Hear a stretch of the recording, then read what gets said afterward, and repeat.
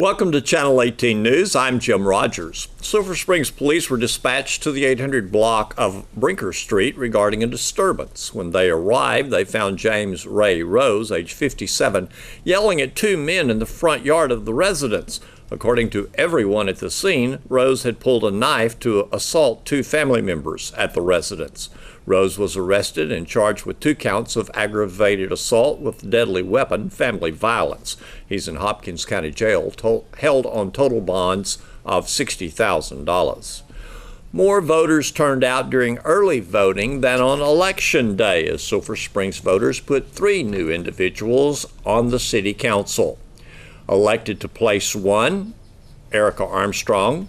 Place 2, Jimmy Lucas. Place 3, Norman Sanders. Although Andy Lowen and Justin Davidson received votes, they could not be counted because the 2 individuals had withdrawn from the city council race.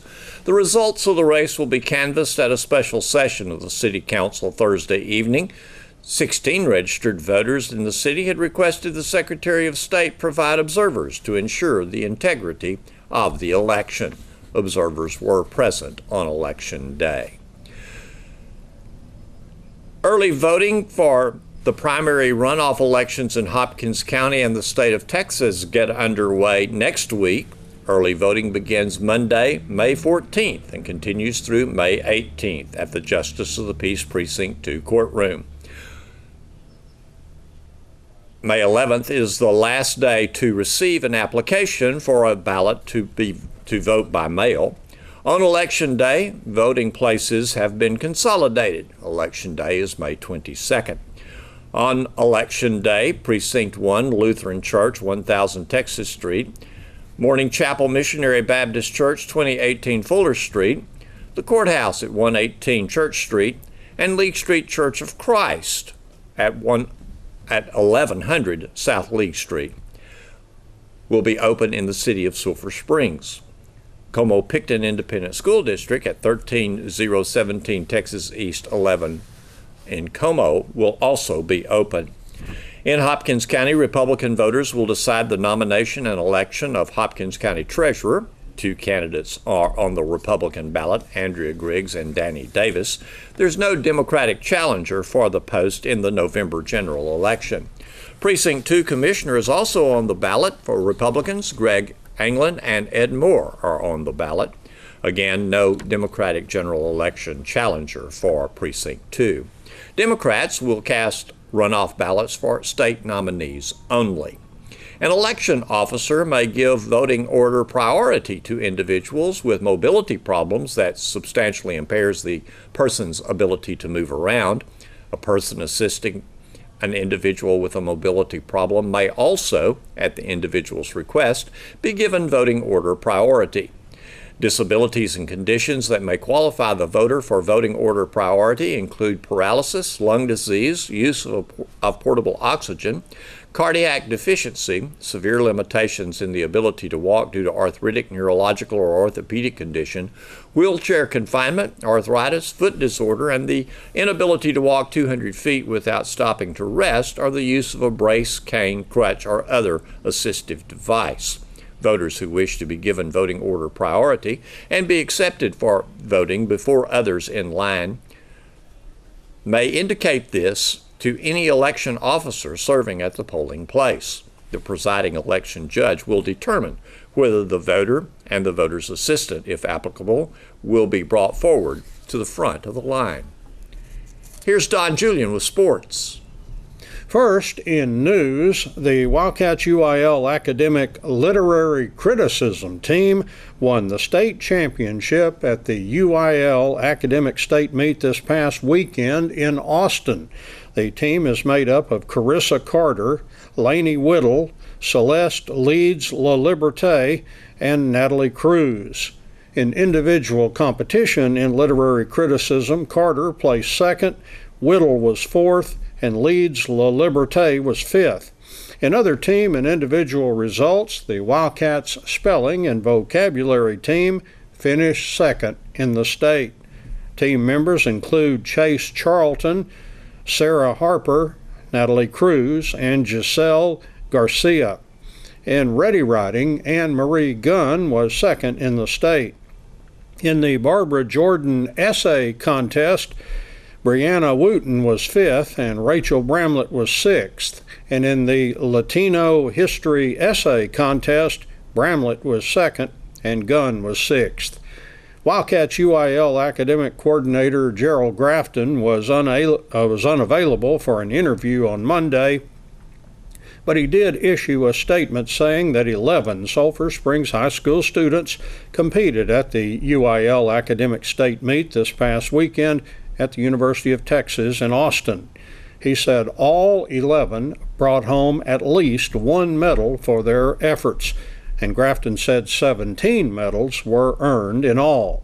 He said he was extremely proud of the way the students represented Sulphur Springs High School.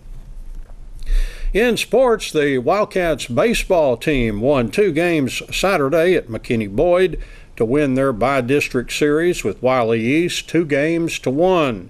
Ryan Humphreys threw a 5-hitter in the first game Saturday, and Payson Edwards and Jackson Cheney combined on a no-hitter in Game 2. The Wildcats won 4-1 and 9-1, allowing only one unearned run in each game. After the games, I talked with Wildcats baseball coach Jared Hammock. We had our backs against the wall. We didn't play very well Wednesday night, and 2 days in the indoor, we couldn't even get on the field, and you never know. You get up early and Saturday and have to know you're going to have to play hopefully 2 to get through it, and if it's hot and sunny and just the mindset of kids, and you just never know any of that stuff. And I thought Ryan set the tone for us maybe for the day. He should have had a shutout.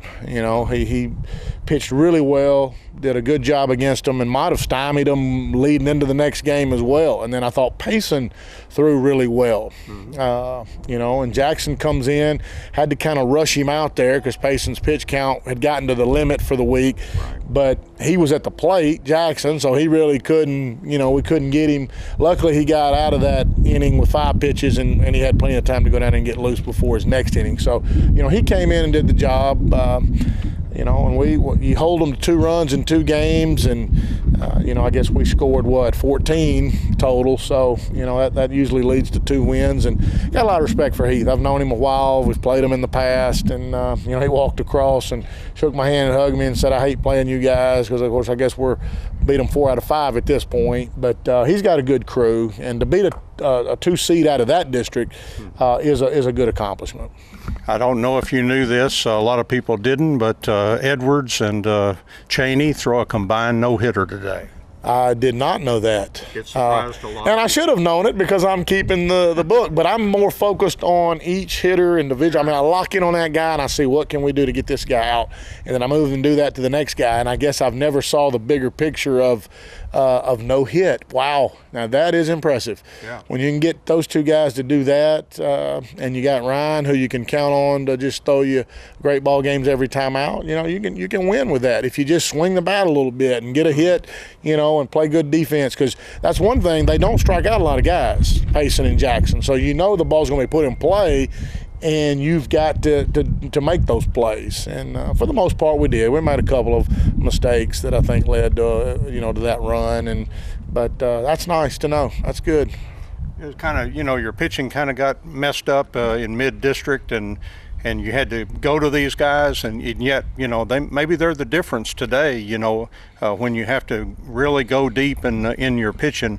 And, the fact that they had been there so many big games, maybe it made a difference in the 3rd game. I think so. And, I think they feed off Ryan too. They're all 3 competitors, and I think that's half the battle on the mound, because it's you against that batter and then each batter, and you got to compete. And things don't always go your way, and you got to still stand up there. I think that one of my favorite movies, For Love of the Game, it's the loneliest place in sports is the pitching mound. And it's all eyes on you, and you've got to step out there and get it done. And they're all tenacious, and they'll battle, and I think that's what makes them successful.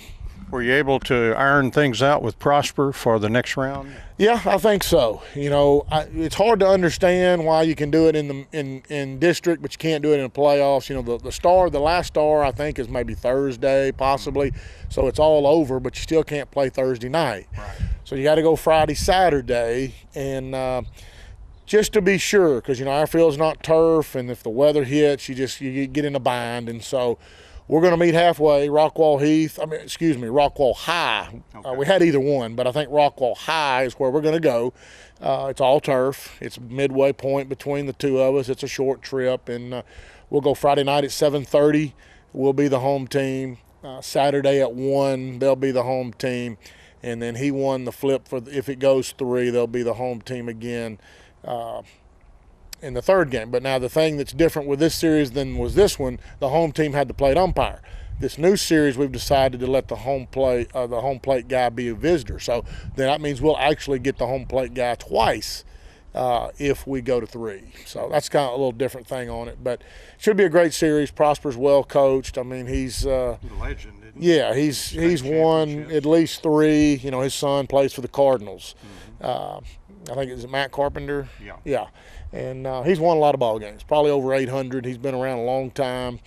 Does a great job, obviously, with them. And they have plenty of talent in the Prosper School District as well. So, you know, you combine his abilities and a good team, good ability team, and, you know, naturally they're going to have a culture of winning. And, you know, the last time we played them was in the 4th round, and they beat us in 2 and then on their way to winning a state championship. Right. So we've played them before.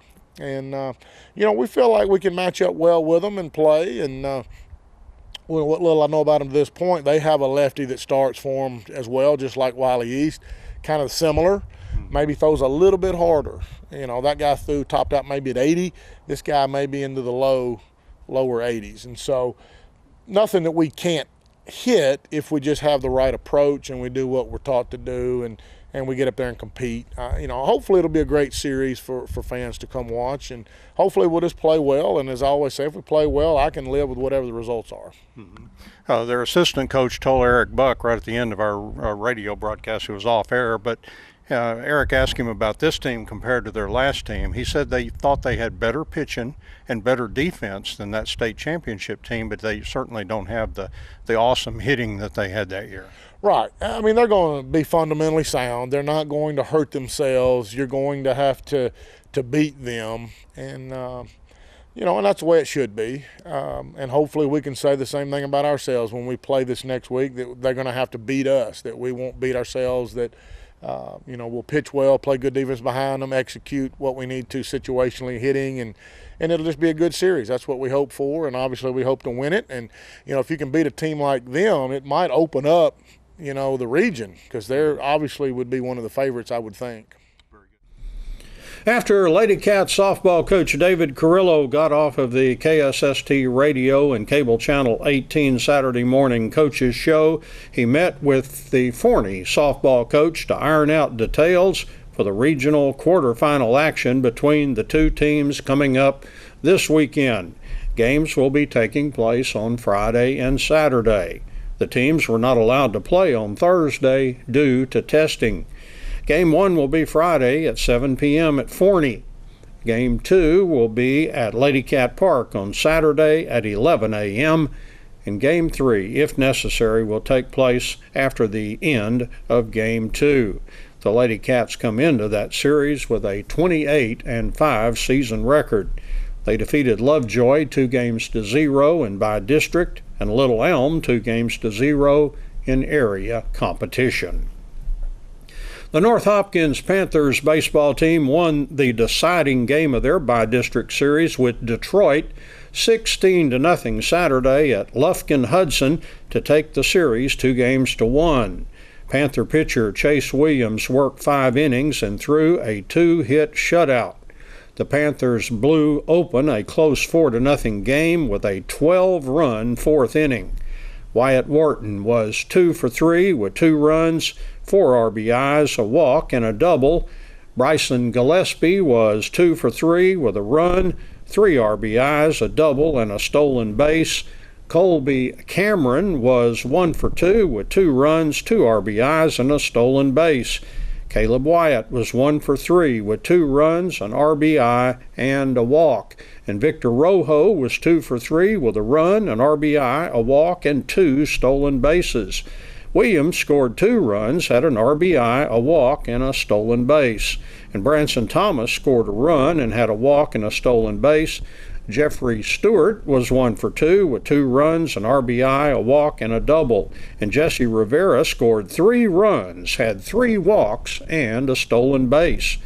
The third game was necessary after Detroit won Game 2 earlier on Saturday 6-5. Detroit scored 2 runs in the bottom of the 6th to come from behind. North Hopkins was held to just 6 hits in that game, too. Williams took the pitching loss, giving up 4 hits and 2 runs in the 6th inning. Caleb Wyatt worked the first 5 innings, allowing 9 hits and 4 runs, with only 3 of them earned. Williams was 2 for 3 in this game with 2 runs, a walk, a double, and a stolen base. Rojo was 1 for 3 with 2 RBIs and a walk. And Gillespie was 1 for 2 with 2 RBIs and 2 walks. Thomas was 1 for 4 with an RBI, and Stewart was 1 for 4, and Rivera scored a run. The Panthers will now face Union Grove in area round action. All games will be taking place this weekend at Tillery Field in Mesquite. Game 1 Friday is at 1 p.m., and Game 2 will take place 30 minutes after the conclusion of Game 1. Game 3, if necessary, will be on Saturday at Tillery Field at 1 p.m. Thanks for watching Channel 18 News. Have a great evening.